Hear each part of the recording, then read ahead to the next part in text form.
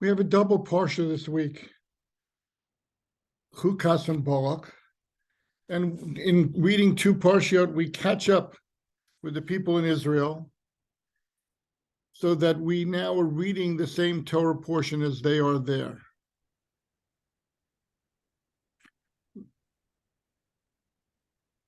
What's noteworthy in terms of the narrative of the Torah, and it takes place right in the beginning of Parshas Chukas, is the following. The Parsha of Chukas begins with the commandment of the red heifer, the Parah Aduma, and has all the details of that. But then we get to chapter 20 and the narrative picks up again. Page 843 in the Stone Chumash, the children of Israel, the whole assembly arrived at the wilderness of Sin. We are jumping forward 38 years. And that's not something that's so easy to understand, but that's the way the narrative works. So we've focused until now on all the events that took place in the first year and a half of the Jewish people leaving Egypt and the Exodus taking place, the year following the revelation of Sinai, and the beginning of the journey throughout the wilderness. And now in chapter 20, we're already jumping ahead, and according to Rashi, it's the new generation. We're already dealing with the next generation of Jewish people who, in fact, if they were in Egypt, they were less than 20 years old when the Exodus took place. So therefore, this is the generation that is meant to go into the land of Israel. And that's where the narrative is picking up here. We have recorded the death of Miriam, the death of Aaron. We have recorded here in Chukat the very particular sin of Moshe and Aaron together hitting the rock instead of speaking to the rock, which the Torah tells us is the root or the final cause for them from Moshe not being allowed to lead the Jewish people into the land of Israel. And what we're going to focus on here specifically is one event, and that event takes place in chapter 21, sentences 5 through 9. You can find it in page 849 in the Stone Chumash, and that is this. They were attacked by Amalek, and they repel that attack, and they win. And then the Torah picks up, they journeyed from Mount Har by way of the Sea of Reeds to go around to the land of Edom, and the spirit of the people grew short on the way. People spoke against God and against Moshe. Why did you bring us up out of Egypt to die in the wilderness, where there is no food and no water, and our soul is disgusted by the insubstantial food? God sent fiery serpents against the people, and they bit the people. A large multitude of Israel died. The people came to Moshe and said, we have sinned, for we have spoken against Hashem and against you. Pray to Hashem that he remove from us the serpent. Moshe prayed for the people. We're up to sentence 8, but in other words, the prayers in and of themselves did not affect any change. Hashem says, in spite of the fact that the people had repented, sentence 8, make for yourself a fiery serpent and place it on a pole, and it will be that anyone who was bitten will look at it and live. Moshe made a serpent of copper and placed it on the pole. So it was that that if a serpent bit a man, he would stare at the copper serpent and live.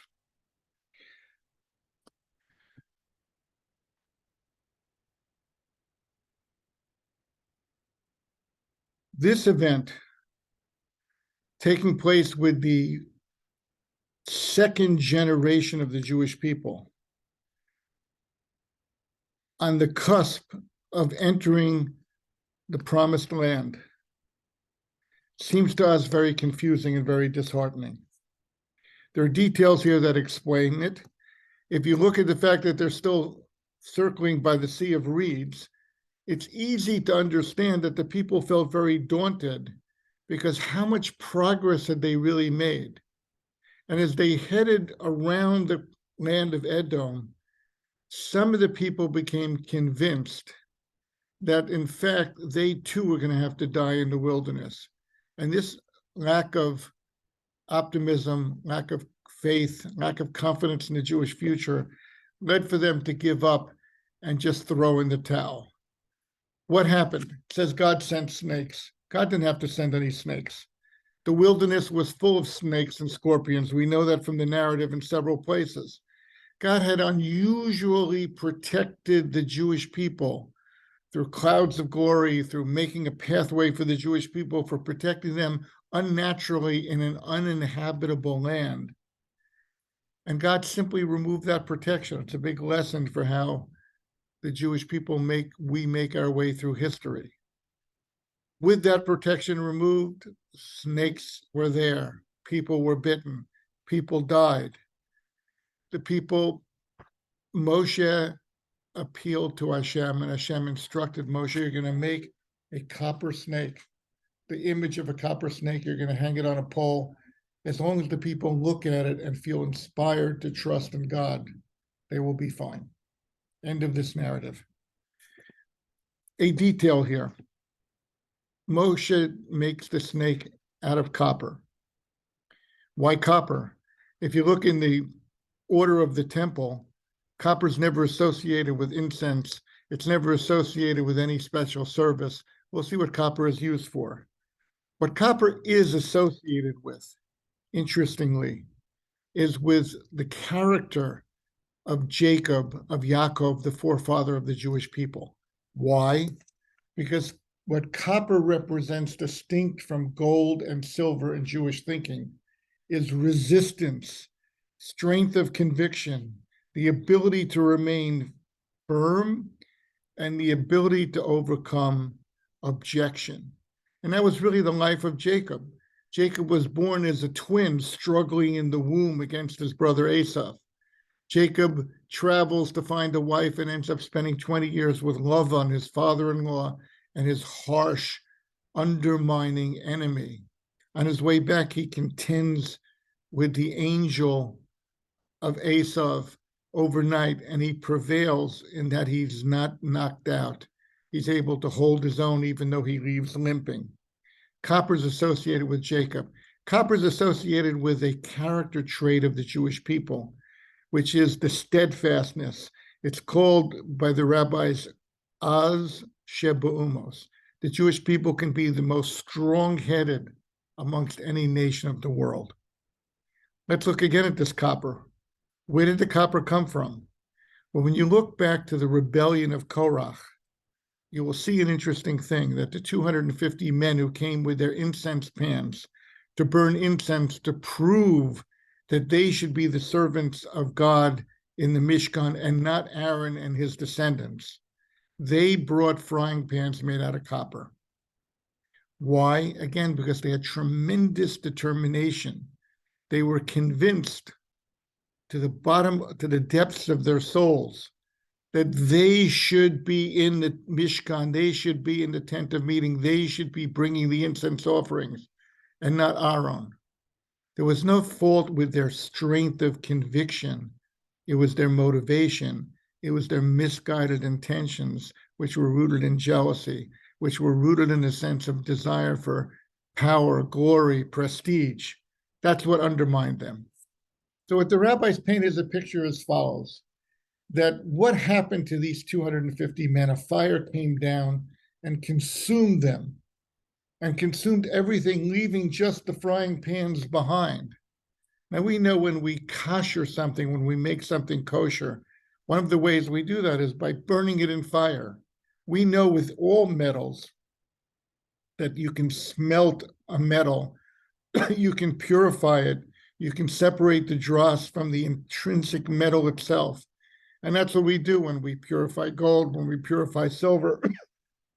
That's what happened to the frying pans of the 250 men who died in the rebellion of Korach. Moshe understood intuitively to take the copper that remained, the purified copper, which, if anything, just contained the element of sincerity from those 250 rebels, fashion it into a symbol which would inspire the Jewish people to recognize the fact that God demands both sincerity of motivation and strength of character, conviction and steadfastness to see through any task ahead. And that was the meaning and the lesson that was placed before the Jewish people at this time. The idea was, yes, the generation that sinned with the sin of the spies have passed away. Yes, it was time to conquer the land, but challenges still remained. And the ultimate challenge is going to be to maintain your own purity of intent, and upon that purity of intent, a steadfastness to follow through on what God ultimately wants to see take place. It's interesting when you look at the idea of showing your mettle or proving your mettle, that phrase that we use. Most definitions say it's a matter of guts. It's not a matter of guts here. It's a matter of understanding that in many ways, the outside challenges of life, the difficulties of obtaining a livelihood, the difficulties of living within the framework that God has allotted to you, being someach bechelko, being happy in your lot spiritually and physically, those challenges corrode and eat away at the motivation of a person, and they need to be met.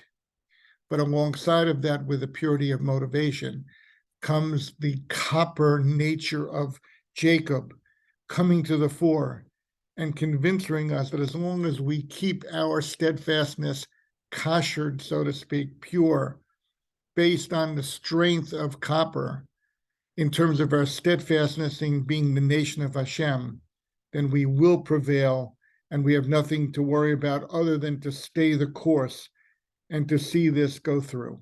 Big lesson from this. From those 250 rebellious men at the time of Korach, God sought to preserve and to take out from that lesson the purity, the inner convictions that they had that were pure. And so we get this notion of conservation of goodness, so to speak. God doesn't allow any good intention to go to waste. God captured that element of good within these rebellious 250 challengers to Moshe's authority. And he was able to retain that. And Moshe understood he could use that in the future to inspire this new generation of people to stay the course and to realize that external challenges can be overcome.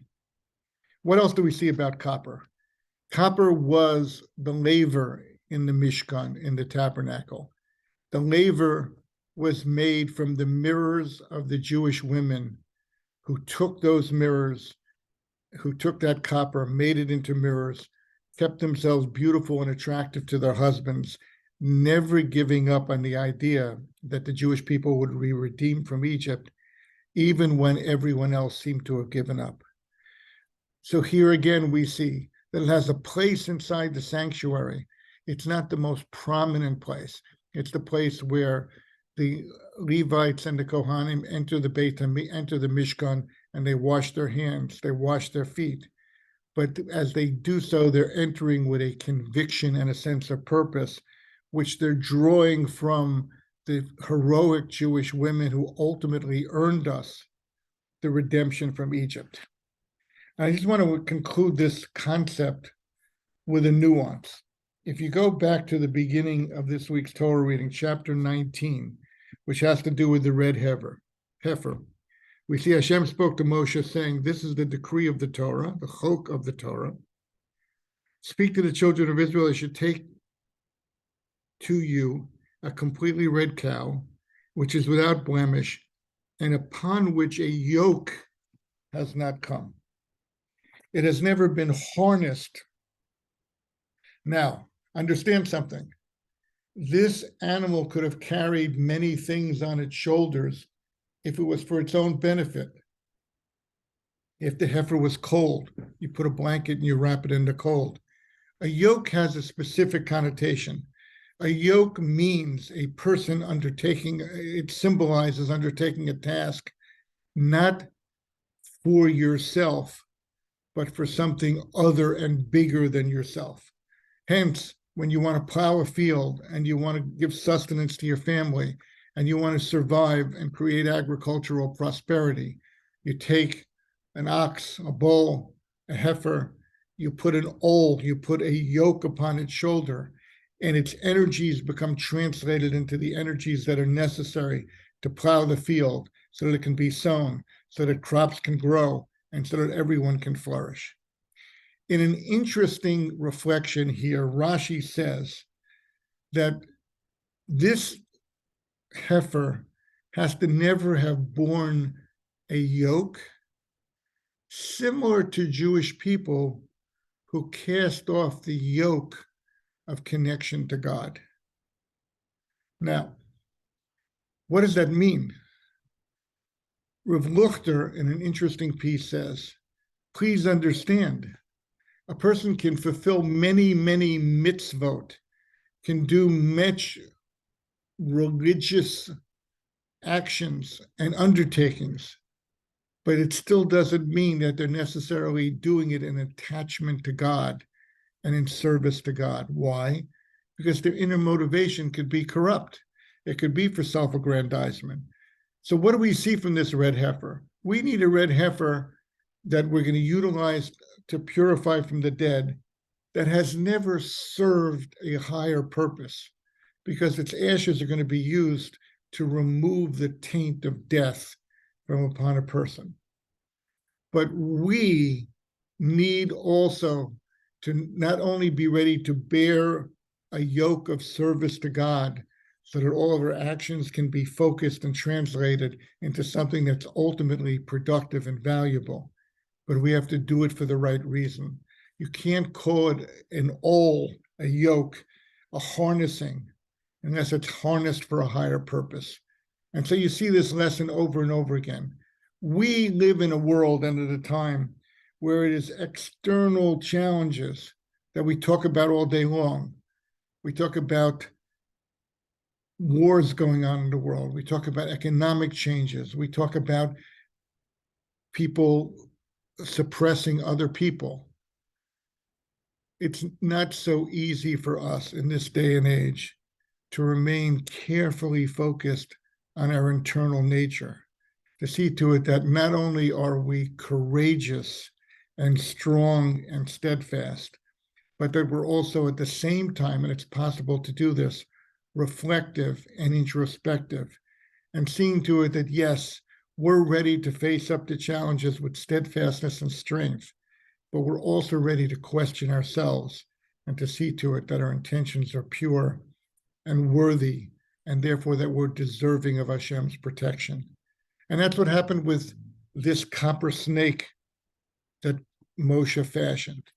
This copper snake had within it the ability to be looked at and to inspire people to attach their aspirations and their goals to God. And just as a postscript, 900 years later, the righteous king Chizkiyahu destroys this snake. It was still being used for healing. It still had a place in Jerusalem, and it still helped people focus their intention on receiving God's blessing for healing. Yet he destroyed it. Why? Because he felt already that it had become such an intermediary that rather than attaching the hearts of the people to God, it was becoming a barrier between the people and God. So these are not easy solutions. It's not an easy course to run. It's not an easy journey to successfully fulfill. But if we bear in mind the idea that one can have we would say, iron will, but to use the Torah's frame of reference, the copper will of a Yaakov Avinu, of a Jacob, who's ready to face each and every external challenge and is also ready to maintain his inner purity, inner connection to God, and always remember the purpose and the goal that he is pursuing in making his way through life. Big lessons for us to take to heart, and let's try to remember them. Thank you very much for listening.